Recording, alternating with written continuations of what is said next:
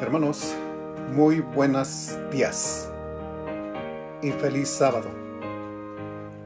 En esta mañana agradecemos al Señor por el servicio de oración que la familia UNAM tuvo, donde fue inspirador escucharlos y ver las peticiones de oraciones.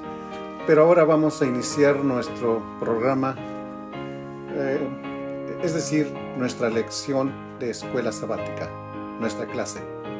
La clase que acostumbramos cada sábado tener en el templo, pero hoy la tendremos en línea. Y vamos a iniciar con una oración antes de entrar de lleno en esta lección, en esta fascinante lección que tenemos en esta mañana.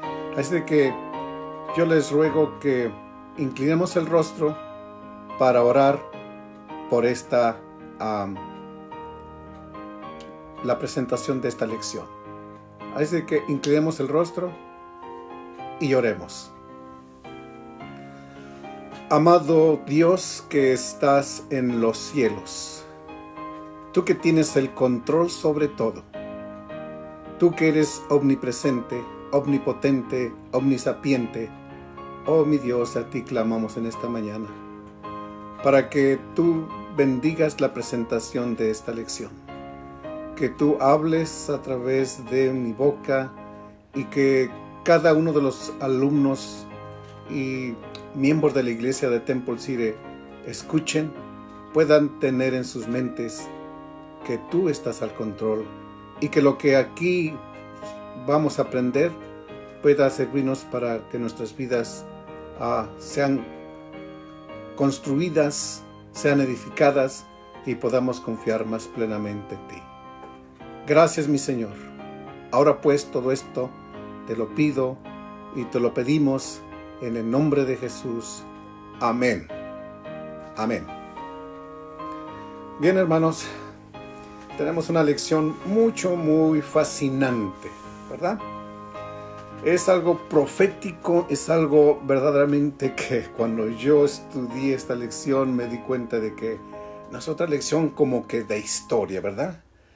Alguien ha dicho que la profecía es como la presentación o el desarrollo de la historia de la humanidad.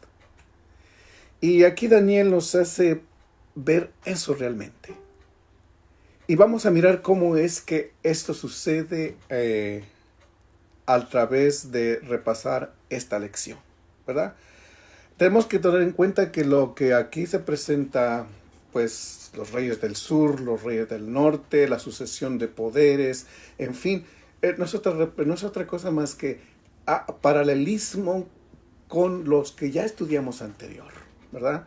Con otras figuras que hemos visto, otras profecías, pero ahorita vamos a presentarnos porque aquí hay algo un poquito más claro y consistente de acuerdo a lo que la lección nos presenta. Bien, vamos a empezar hoy con la profecía sobre Persia y Grecia. En esta mañana podemos ver que el capítulo del 1 al 4, quien tenga 11 del 1 al 4 puede leerlo, y si no, yo aquí lo voy a leer. Pero vamos a leer simplemente los versículos 1 y 4 del capítulo 11. Y dice de esta manera: Y en el año primero de Darío, el Medo, yo estuve para animarlo y fortalecerlo. Y ahora yo te mostraré la verdad. He aquí que aún habrá 3 reyes en Persia. Y el cuarto se hará de grandes riquezas, más que todos, y fortificándose con sus riquezas, incitará a todos contra el reino de Grecia. Se levantará luego un rey poderoso al cual señorará con gran dominio y hará según su voluntad. Pero cuando se haya levantado, su reino será quebrantado y repartido por los 4 vientos del cielo, y no a sus descendientes, ni según el señorío con el que él señoreó, porque su reino será arrancado y será para todos o para otros fuera de ellos. Bien, hermanos, Aquí vamos a ver algo, un acontecimiento importante de la sucesión de ciertos reyes. Dice, sobre Persia y Grecia. Aparecen aquí 4 reinos, ¿verdad? Gabriel dice que le dice a Daniel que todavía se levantarán 3 reyes de Persia y seguirá el 4º rey que será el más rico. Bien, aquí vemos que nos está describiendo de alguna manera a estos reyes que él menciona en la profecía, que vienen siendo 4, ¿verdad? Habrá un rey que se practica un rey, ¿verdad? Aquí dice menciona a Darío, que tiene un poder muy grande, pero que después dice que se va a repartir en 4 reinos.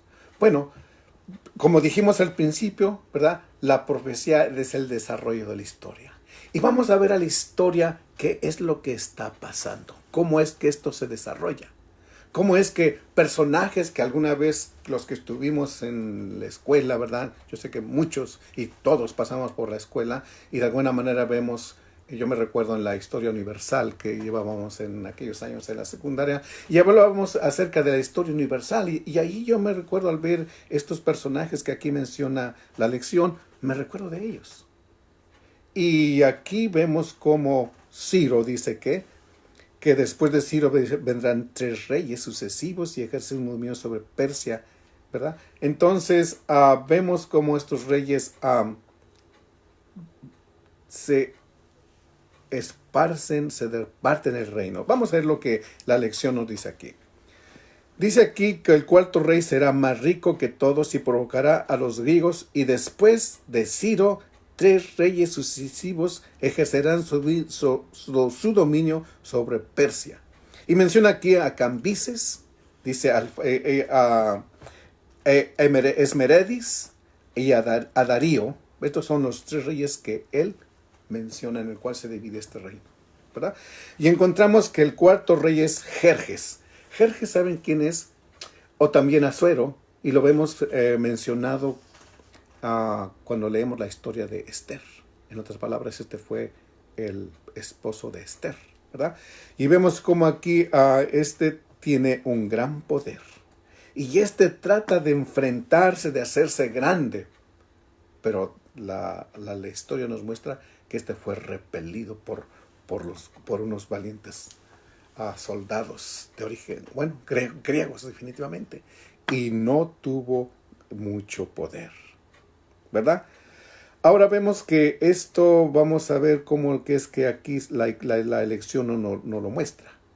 No es difícil reconocer que Alejandro Magno es el poderoso rey que aparece en Daniel 11:3 y que se convierte en el gobernante absoluto de ese sector del mundo antiguo. Imagínese un rey muy joven.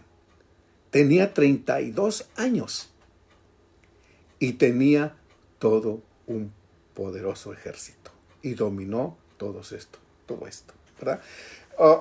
Vemos aquí cómo la profecía nos habla de diferentes maneras los reinados aquí, pero aquí la historia nos lo está demostrando ya más esclarecidos, más claros, ¿verdad? Recordemos que es un paralelismo entre la historia bíblica y la historia, vamos a decirlo, secular.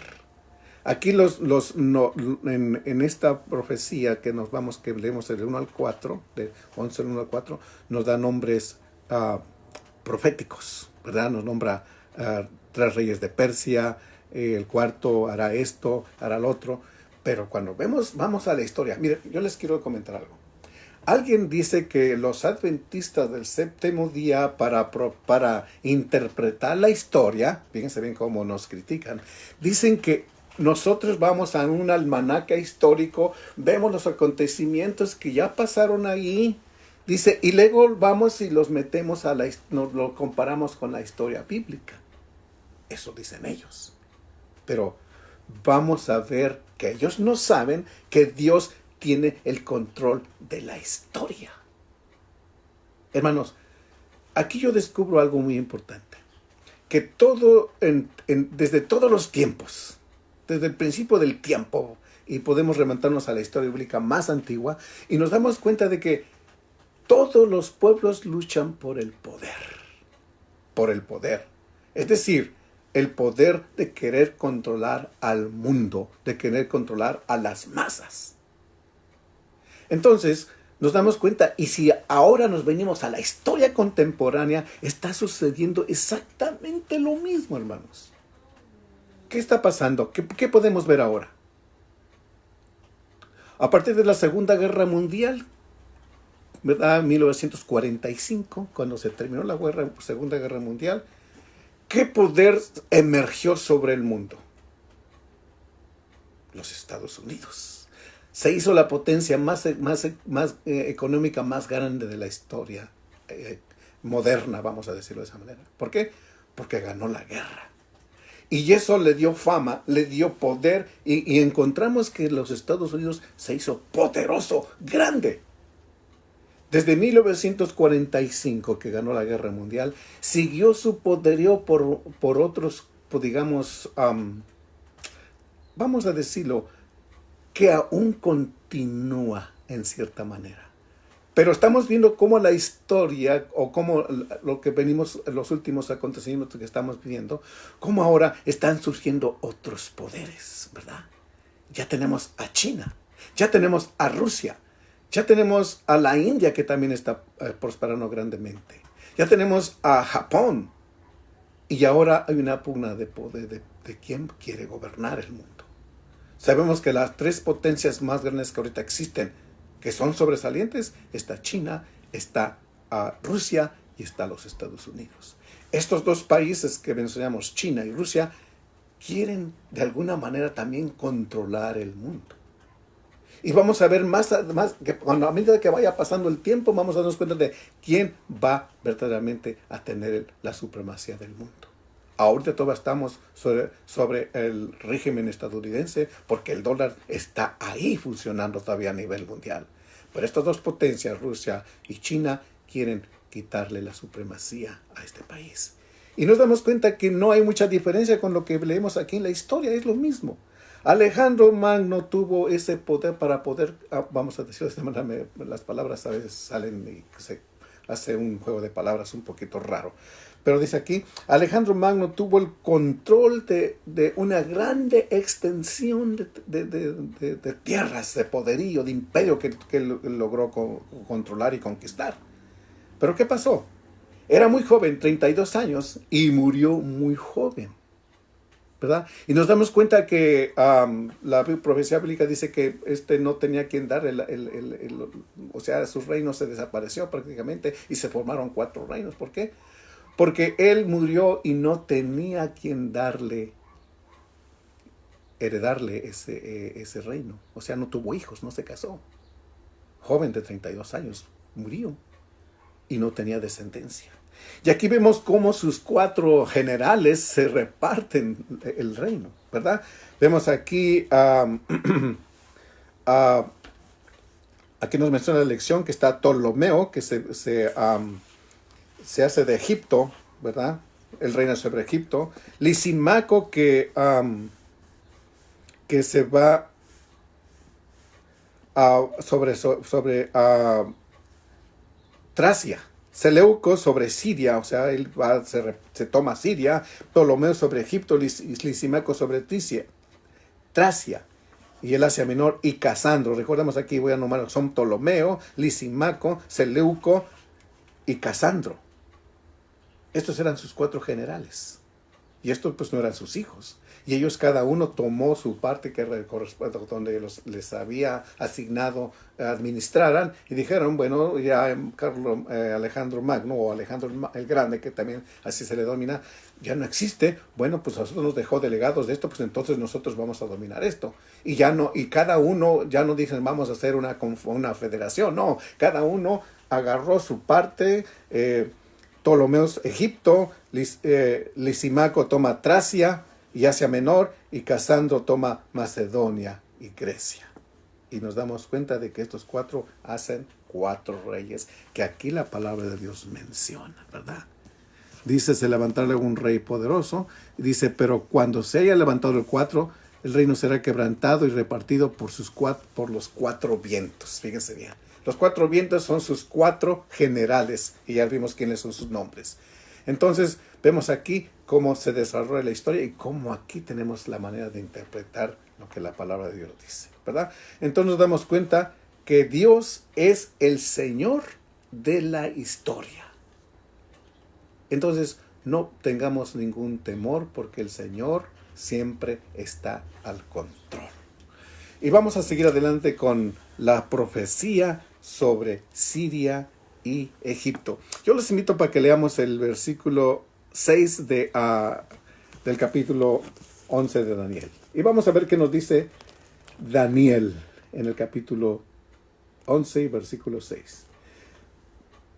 Dice, y al cabo de años harán alianza entre ellos y la hija del rey del sur vendrá al rey del norte para hacer un convenio, pero ella no podrá retener la fuerza del brazo y ni permanecerá él, ni su brazo, porque será entregada ella y los que le habían traído, asimismo su hijo y los que estaban de parte de ella en aquellos tiempos. ¿Qué nos está diciendo? Que esta alianza, hay una alianza aquí, ¿verdad? En donde tratan de ver que esto suceda. O sea, Siria y Egipto. Siria representa el norte, el rey del norte, y Egipto, el rey del sur, ¿verdad? Porque después vemos que, aquí quiero destacar algo. ¿Por qué está mencionado solamente Siria y Egipto? Porque estos fueron los generales que más prevalecieron, ¿verdad? De parte de los generales de Alejandro el Magno, ¿verdad? Nos damos cuenta que los que destacan más son los que dominan Siria y Egipto. Y entonces a cada uno de ellos la Biblia les menciona como el rey del norte, que sería Siria, y Egipto, el rey del sur, ¿verdad? Y vamos a ver cómo estos reyes, de alguna manera, quieren consolidarse. Fíjense qué contradicción, ¿no? Primero los 4 reyes dijeron, Alejandro Magno no dejó hijos, pero nos dejó a nosotros como capitanes de estas tierras y vamos a tener cada uno nuestro reino. Los que permanecieron más en la historia fueron los Siria y Egipto. Y dijeron ellos de alguna manera, pensaron, bueno, nosotros tal vez vamos a desaparecer como los otros reinos, los otros 2. Entonces dijeron, vamos a hacer una alianza para que hacernos fuertes. Y dice aquí que de alguna manera trataron de hacer alianzas humanas, ¿verdad? Nos damos cuenta aquí que la lección nos muestra cómo, dice aquí, Seleuco le tocó a Siria del norte y Ptolomeo el Egipto. Aquí vemos esto, quiénes son estos. Entonces las hijas de estos hombres, ¿verdad?, quisieron hacer una forma de alianza, ¿verdad? Dice aquí, dice, leo aquí literal de la lección, dice, se intentará unir estas 2 dinastías mediante matrimonios, pero esa alianza duraría poco. Daniel 11:6, lo acabamos de leer. Las fuentes históricas nos informan que Antíoco II, o sea, Teos, que vivió en 261 al 246 a.C., nieto de Seleuco, se casó con Berenice, la hija del rey egipcio Ptolomeo II, Filadelfo, ¿verdad? Entonces damos cuenta de que estos 2, Filadelfo y Berenice, que se casaron. Sin embargo, dice, este arreglo no duró y el conflicto concernía directamente al pueblo de Dios. Esto significa que esto fracasó. No había manera de que esta alianza funcionara. Y nos damos cuenta que la historia dice que este arreglo no duró y el conflicto concernía directamente al pueblo de Dios. Pronto se reanudó, dice aquí. Por eso Daniel 11 aborda algunos acontecimientos importantes que afectarán la vida del pueblo de Dios durante siglos después de que el profeta Daniel desapareciera de la escena. Hermanos, nos damos cuenta que aquí en estos conflictos siempre de alguna manera el pueblo de Dios está en medio. Y vemos, por ejemplo, ahora lo que pasa en nuestros días. Vemos que hoy en nuestros días los acontecimientos mundiales de alguna manera afectan al pueblo de Dios. ¿Y quién hace los cambios o quién hace que los acontecimientos en la historia sucedan? O por ejemplo en nuestros días. Hoy en nuestros días estamos viendo que la situación económica del mundo está quebrantada o se está quebrantando. ¿Y quiénes salen afectados? Bueno, en general, pues los pueblos que viven en ella, pero particularmente el pueblo de Dios también sufre. Y aquí vemos cómo en estas circunstancias también, de alguna manera, el pueblo de Dios está presente y concerniente a estos acontecimientos. Bien, vamos adelante. Roma y el príncipe del pacto. Vamos a ver qué es lo que estamos mirando aquí. Miramos que ¿quién sería Roma? Ya sabemos quién es Roma, ¿verdad? Pero vamos a ver, dice, el príncipe del pacto. Cuando leemos, ahorita que estamos leyendo la lección, ¿verdad? Estoy en el martes 17, ¿verdad? Dice el príncipe del pacto. ¿Quién es el príncipe del pacto? Pues entendemos que, vemos aquí algunos comentarios, ¿verdad? Vemos que aquí el príncipe del pacto no es otro más que Jesús. Vamos a ver cómo es que el príncipe del pacto tiene un papel importante en esta lección, la del día 17. Roma y el príncipe del pacto. Vamos a ver aquí que Daniel 11:16. Vamos a leer ese versículo porque es importante, es clave sobre esta lección, para que podamos entender lo que está diciendo, cuál es el papel del príncipe del pacto. 16 dice, y el que vendrá contra él hará su voluntad, y no habrá quien se pueda parar delante de él, y estará en la tierra gloriosa, el cual será consumida en su poder. Aquí vamos a destacar algo muy importante. Primero dice que vendrá y estará en la tierra gloriosa. ¿La tierra gloriosa a qué se refiere? Vamos a analizar esto. La tierra gloriosa no es otra cosa más que la Jerusalén, definitivamente. Vamos a identificar lo que aquí nos está diciendo. Y el que vendrá contra él hará su voluntad, y no habrá quien se pueda parar delante de él. En la tierra gloriosa, dice, y estará en la tierra gloriosa, la cual será consumida en su poder. Vamos a ver un poquito lo que aquí nos está diciendo. La tierra gloriosa es la tierra, o sea, Jerusalén, Israel, vamos a decirlo de esta manera. ¿Quién conquistó, sobre quién estuvo el príncipe del pacto? Dice aquí. El príncipe del pacto es Jesús, definitivamente, ¿verdad? Roma y el príncipe del pacto. Vamos a ver aquí, dice que aquí estamos viendo algo importante. Ya vimos los reyes anteriores aquí, Siria, Egipto, y cómo suceden los acontecimientos. Pero aquí ya hay una transición diferente. Surge un poder nuevo. Y lo estamos mencionando, Roma, ¿verdad? Y el príncipe del pacto. Entonces, para que sabemos que Roma surge, vence a todos estos reyes anteriores, y surge Roma. Roma surge con un poder, si digo un poder poderoso, estamos en un juego de palabras un poquito raro, ¿verdad? Pero surge de una manera muy impresionante, con un poder esplendoroso, pero también muy cruel, vamos a decirlo de esta manera también. Roma conquista grandes territorios, ¿verdad? Y en ese tiempo nace Jesús. Por eso dice que Roma absorbe o afecta a la tierra gloriosa. Vamos a leerlo de nuevo, 11 a 16. Vamos a analizarlo nuevamente. Y el que vendrá contra él hará su voluntad. El que vendrá contra él. ¿Quién es él? El príncipe del pacto, ¿verdad? Y hará su voluntad, y no habrá quien le pueda parar delante de él, y estará en la tierra gloriosa. Y no habrá quien pueda pararlo, ¿verdad? Dice, y estará en la tierra gloriosa, la cual será consumida en su poder. Aquí vamos a ver cómo Roma absorbió completamente a Israel, o sea, al pueblo judío, y cómo estaban bajo ese yugo. Y en ese yugo, durante ese tiempo, quiero decir, nació Jesús, ¿verdad?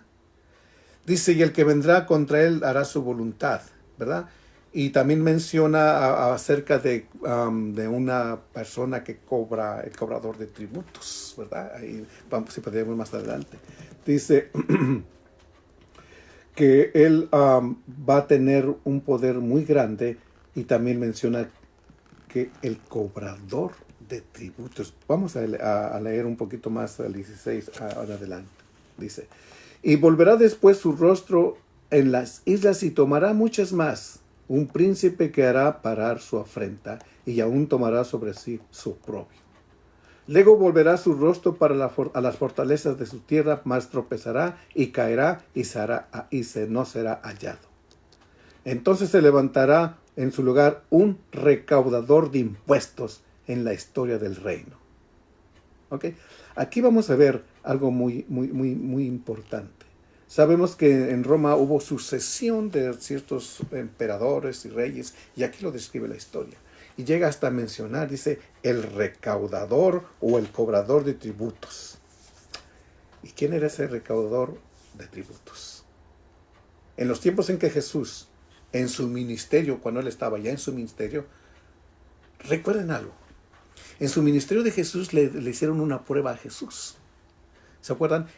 O lo tentaron de esta manera. Y la pregunta fue, ¿es lícito pagar impuestos al César? ¿Sí o no? Así le preguntaron a Jesús, ¿verdad? Para tentarlo. ¿Y qué hizo Jesús en esa parábola? En esa pregunta. ¿Cómo respondió? Y dijo, ¿alguien tiene una moneda? Muéstramela. Sí, aquí está. Dime, ¿qué ves en esa moneda?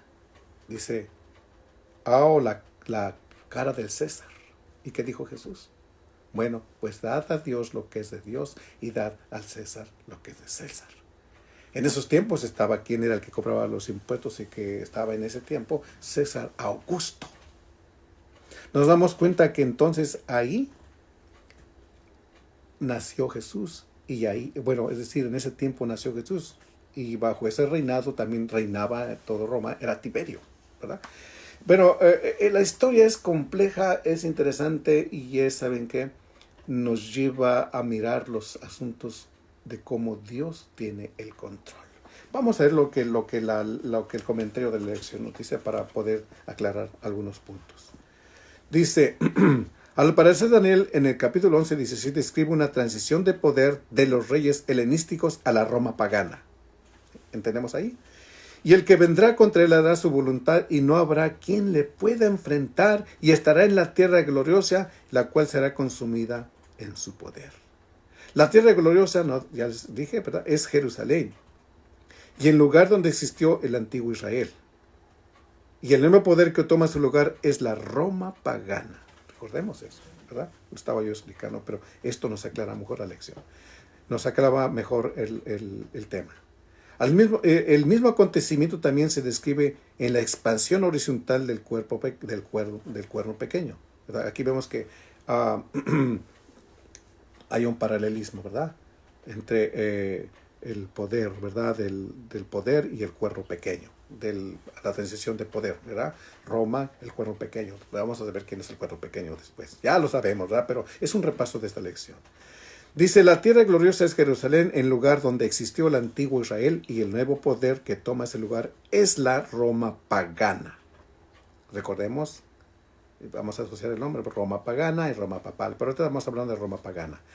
El mismo acontecimiento también se describe en la expansión horizontal del cuerno pequeño, en que llega a la tierra gloriosa. Entonces resulta claro que el poder a cargo del mundo en ese momento era, ¿qué? Roma pagana. Y en esos tiempos fue que nació Jesús y tuvo su ministerio, y en ese tiempo fue que Jesús, bueno, sigamos adelante para no confundirnos y para ir con cierta secuencia. Algunas pistas adicionales en el texto bíblico refuerzan esta apreciación. Por ejemplo, el cobrador de tributos, ya lo dijimos, ¿verdad?, que era César Augusto, y vimos cómo es que Jesús hizo referencia en esa pregunta tramposa que le estaban haciendo, ¿verdad? Dice aquí, y Jesús nació durante su reinado mientras María y José viajaron a Belén para el censo, ¿verdad? Aquí vemos todo esto. Y dice aquí que según la profecía, a este gobernante le sucedería un hombre despreciable, ¿verdad? Que era un sucesor, el sucesor de Augusto. ¿Y quién era este? Tiberio, un hijo adoptivo de Augusto, ¿verdad? Se sabe que Tiberio fue una persona excéntrica y vil, una persona muy mala, ¿verdad? Y vemos más adelante que en ese mismo tiempo dice, lo más importante según el texto bíblico es que durante el reinado de Tiberio, el príncipe del pacto, que no sé quién es otro, Jesús, ¿verdad? El príncipe del pacto sería destruido, entre comillas, porque a Jesús no lo destruyeron. Aquí la profecía habla de manera simbólica, porque supuestamente fue destruido Jesús en su crucifixión, ¿verdad? Pero sabemos que eso es entre comillas porque a Jesús nadie lo puede destruir. No lo destruyó nadie, Él está ahora y vivirá por las eternidades y es nuestro Salvador, ¿verdad? Dice aquí la lección, entonces también llamado en Mesías el príncipe. Entonces, ya que fue ejecutado durante el reino de Tiberio, la referencia a Jesús aquí es como el príncipe del pacto. Y eso dice, es un marcador poderoso que nos ayuda a mostrar el flujo de los acontecimientos históricos, ¿verdad? Vemos que Jesús parte la historia en dos partes, ¿verdad? Y vemos cómo la historia a partir de ahí también tiene una relevancia con respecto a antes de Jesús y después de Jesús. Bien, entonces ya identificamos a Roma, ¿verdad? Que vence a los griegos y Roma se hace un poderoso imperio, un poderoso país de reyes, de emperadores, etc. Pero iremos repasando solamente, en ese tiempo nace Jesús, el príncipe del pacto. Espero que me gustaría hacer preguntas, pero no tenemos tiempo. Pero si te vas en la clase, habría muchas preguntas. Y yo sé que aquí por medio de este repaso, pues vamos a poner nuestras mentes en forma, paralela para que podamos entender lo que la lección dice. Bien, la potencia siguiente. Ya vimos que Roma pagana tiene un poder y un auge poderoso, pero viene una potencia siguiente. ¿Cuál será esa potencia siguiente? Y vamos a leer el versículo 29 del versículo 11, a ver de qué se trata esto, que es importante que veamos. Aquí la lección tiene muchos versículos que podemos leer, pero yo quiero que leamos los más relevantes, los versículos claves de esta lección. Bien, vamos a ver el versículo 29 del capítulo 11, y dice de esta manera. Al tiempo señalado, dice acá, volverá y vendrá hacia el sur. Dice, mas no será la postrera venida como la primera. Está un poquito complejo entender esto, pero está muy fácil a la vez. Ya vimos que Roma es la pagana, pero después viene la otra Roma. Y dice ahí, vamos a repasarlo nuevamente. Al tiempo señalado volverá, dice acá, y vendrá hacia el sur. Recordemos quién es el sur, ¿verdad? Dice, mas no será la postrera venida como la primera. Okay. Aquí nos está diciendo bien claramente que la Roma pagana, recordemos cómo Roma tiene su poder, pero viene aquí una nueva Roma. Dice aquí que mas no será la postrera, o sea, no será la primera venida como la primera. O sea, en otras palabras, viene otra vuelta, pero no se va a parecer a la primera, sino que va a ser diferente, pero también va a tener poder, ¿verdad? Y vamos a ver de qué se trata esto. Y esto tiene cierto paralelismo en las otras símbolos que Daniel da en los capítulos anteriores y que hemos estudiado, con el que tiene cierto paralelismo con el cuerno pequeño. Pero aquí vamos a ver cómo viene Roma papal, la Roma religiosa, ¿verdad? Entonces vamos a ver cómo es que esto acontece. Vemos que Roma, si vamos a ver, hay una diferencia. Primero, la Roma pagana es muy cruel, aplasta, tiene poder para hacer y deshacer y conquistar, y donde quiera que iba ponía sus leyes, y era cruel también. Y vemos que Tiberio pues era un reino, un emperador cruel, o un rey cruel. Entonces vamos a ver ahora cómo es que dice aquí que vendrá, que se parecerá a la Roma anterior, pero habrá cambios, ¿verdad? Vamos a ver los cambios que esta tiene. Y aquí la lección nos cuenta 4 puntos muy importantes. Bien, esta Roma que nace, que viene por primera vez, o sea, el cambio, la transición de Roma pagana a Roma papal. Dice, en primer lugar, el punto número 11, en primer lugar se enojará contra el pacto santo. Vamos a identificarla ahí. Daniel 10:30. Este debe ser una referencia al pacto de salvación de Dios y al que el rey se opone, ¿verdad? Se enojará contra el pacto santo. Y vamos a ver por qué razón lo hace. Dice, en segundo lugar, este rey exhibirá fuerzas y se profanarán el santuario y quitará el continuo sacrificio. Bien, vamos a analizar estos 2 puntos. Se enojará contra el pacto santo. O sea, ¿qué quiere decir eso? Que ya no le gusta que hagan los sacrificios. O sea, el sacrificio del cordero. Por eso dice aquí, quitarán el continuo sacrificio. Se enojará contra el santo pacto. ¿Cuál era el santo pacto? Que todos los hijos de Israel, acuérdense que tenían que llevar un cordero o creer en la sangre del cordero, que ahí descargaban sus pecados.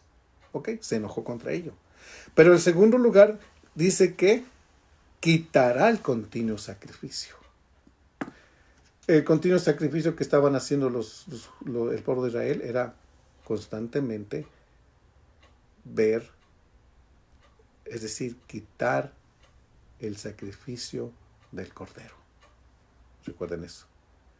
Y dice aquí el continuo sacrificio, porque de ahí lo hacían siempre, pero ahí paró con ellos. Él dijo, no más vamos a hacer eso, sino lo vamos a hacer de otra manera. O sea, de alguna manera ya dijeron, sabes que tú no necesitas ese sacrificio. Recuerden que podemos nosotros ahora actualmente, y les enseñó que ahora podíamos salvarnos por obras. Ve, camina, haz, entrega, compra, paga dinero, tú no te preocupes. Recordemos que se vendían la salvación, se compraba, vamos a decir, o las indulgencias, para que sea más claro, ¿verdad? Y entonces ya dijeron, ya no tienes que querer en el cordero, ya no tienes que querer en eso, ahora ven y paga.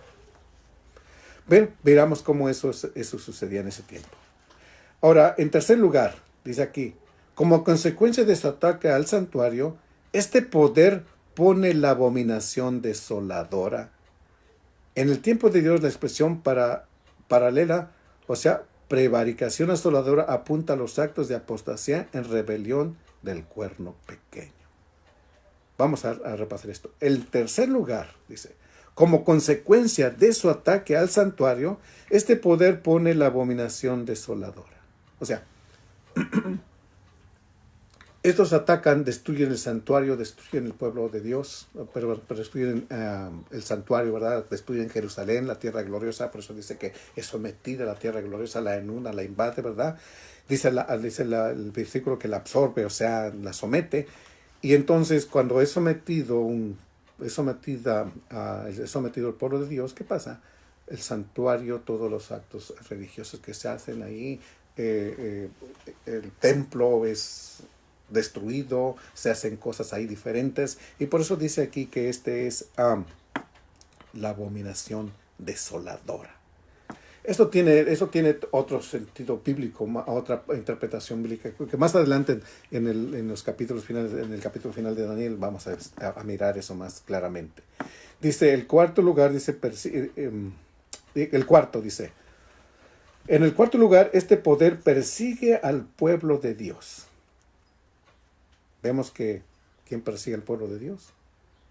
Vamos dando las señales para identificar este poder, para tener más seguridad de quién es este poder. Dice aquí, nuevamente repito, en cuarto lugar, este poder persigue al pueblo de Dios. También algunos de los sabios caerán para ser depurados y limpiados y emblanquecidos hasta el tiempo determinado.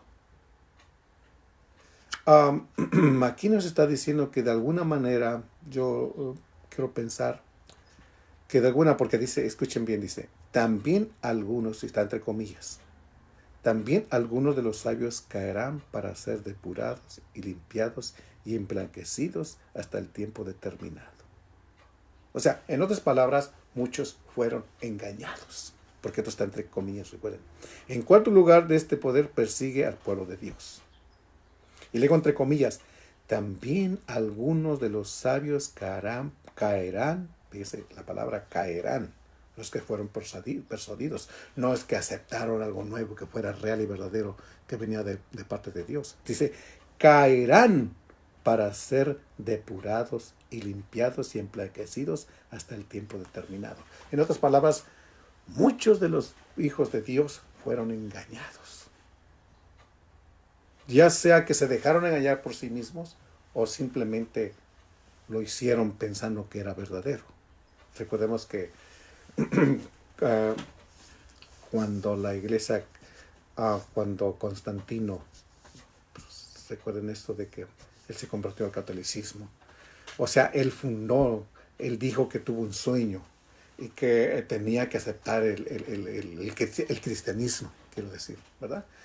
Entonces el cristianismo, dice, lo tenemos que aceptar. Y cuando él aceptó, mucha gente creyó verdaderamente en él.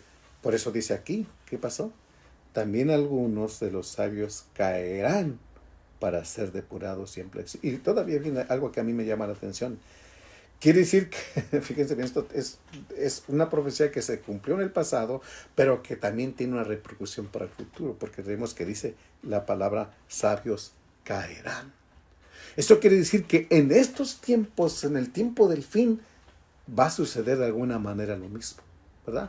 Recordemos el ecumenismo, etcétera, etcétera, ¿verdad? Que es algo que sin querer sale a flote porque en nuestros días pues no sabemos cómo están las cosas y muchos, dice la palabra del Señor, serán engañados. Y Elena de White también dice lo mismo, ¿verdad? Que muchos van a ser persuadidos y van a formar las filas de la parte opositora. Entonces, no nos debe sorprender como esto también sucedió en el pasado, ¿verdad? Recordemos que Constantino hizo creer que se convertía al cristianismo y muchos judíos y muchos creyentes del pueblo de Dios que lo siguieron y finalmente es que pues fueron engañados. Bien, vamos a ver en el quinto lugar, dice acá, en quinto lugar, este rey hará su voluntad y se ensoberbecerá y se engrandecerá sobre todo Dios y contra el Dios de los dioses, y hablará maravillas y prosperará hasta que sea consumada la ira, porque lo determinó y lo cumplirá. Daniel 11:36. ¿Verdad? Podemos leerlo, pero el tiempo no nos alcanza. Dice, y será consumida la ira, porque lo determinado se cumplirá. Como era de esperar, el cuerno pequeño también habla grandes cosas. Recordemos que aquí el cuerno pequeño tiene paralelismo con la Roma papal, el poder que surgió, ¿verdad? Entonces nos damos cuenta de que, ¿por qué? Vamos a hacer un énfasis un poquito, a ver si nos alcanza el tiempo. Fíjense, tenemos 1 hora y no nos alcanza el tiempo, pero no importa, vamos a hacer lo más que podamos, porque en unos minutos, tenemos pocos minutos para continuar. Dice aquí, los dioses hablarán maravillas, dice, vamos a leerlo nuevamente completo.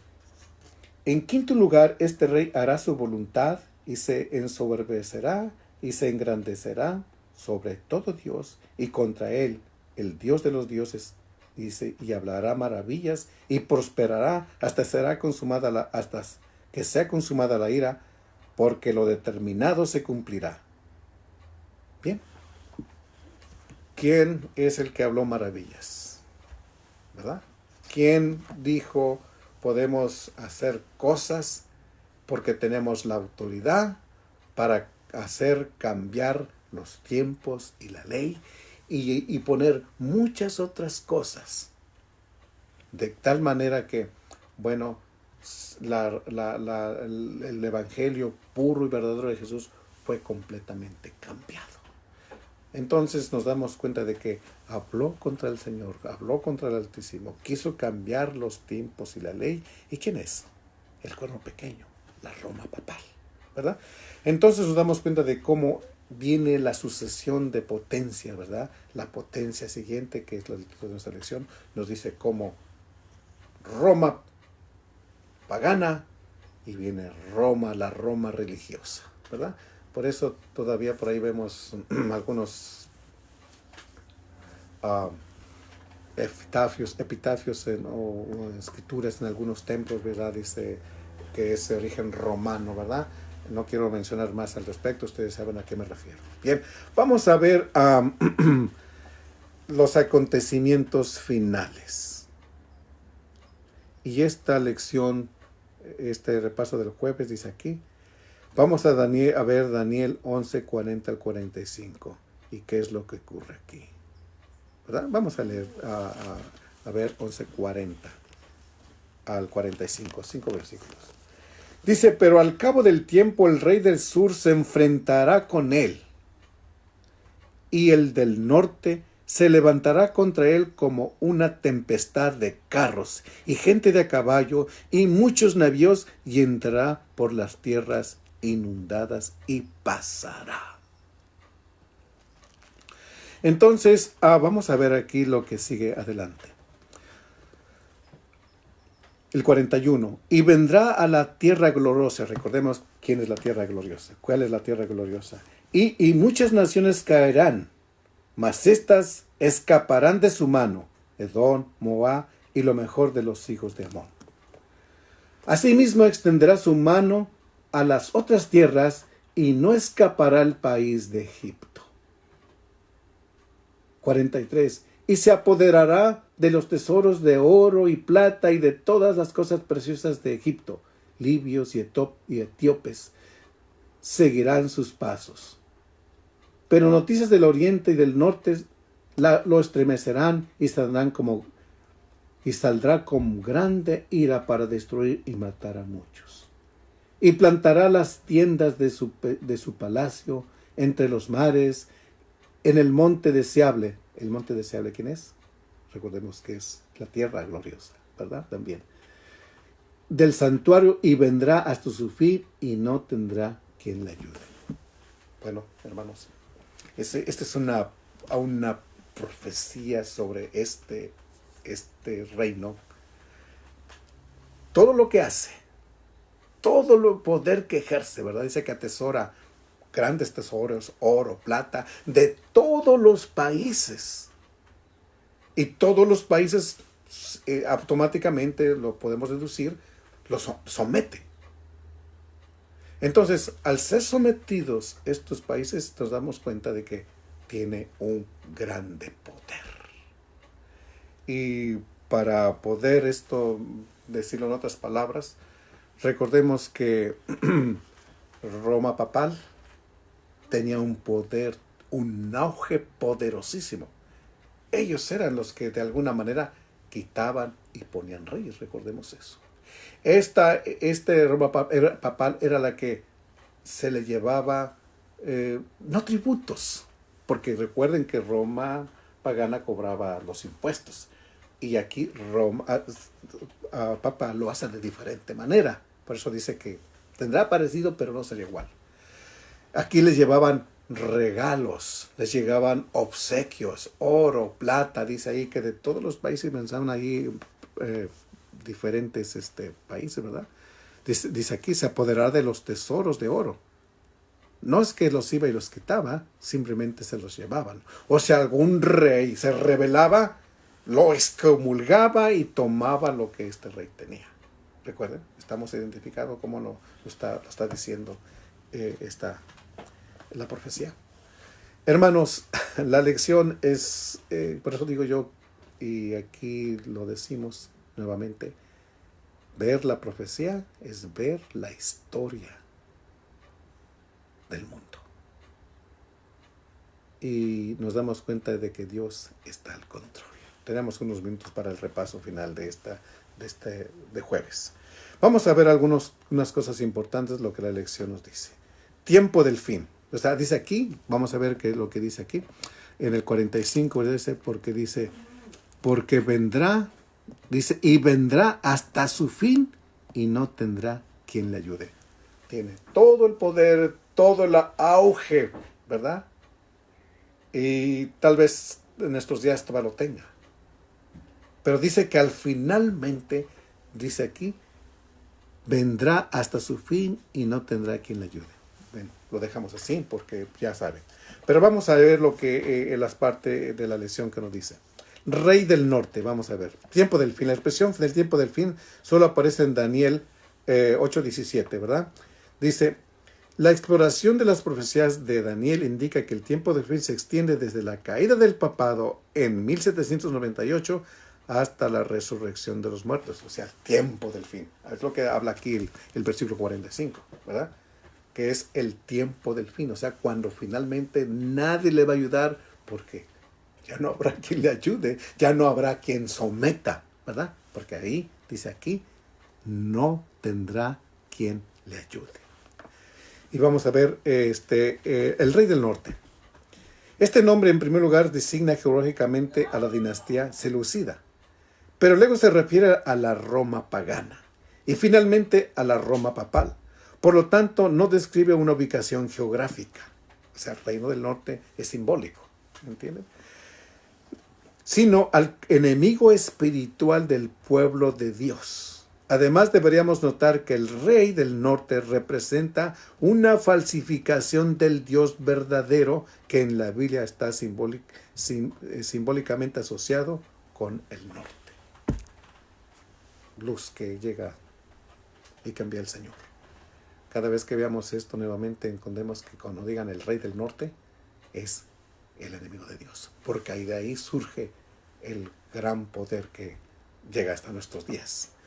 Bien, vamos a ver el rey del sur. Este nombre, en primer lugar, designa a la dinastía ptolomaica de Egipto, al sur de la Tierra Santa. Recordemos su ubicación. Pero a medida que transcurre, la profecía adquiere una dimensión teológica. Y algunos eruditos la asocian con el ateísmo. ¿Qué es el ateísmo? Pues no creer en Dios, ¿verdad? Rechazar todo lo que se llama Dios. Como ello, Elena de White dice, al hacer un comentario sobre la referencia en Egipto en Apocalipsis 11:8, dice ella, esto es ateísmo.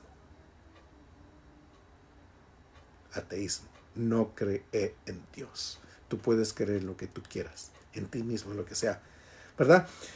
Vamos a ver el monte glorioso y santo. En la época del Antiguo Testamento, esta expresión se refería a Sión, la capital y el corazón de Israel, que está ubicada geográficamente en la tierra prometida.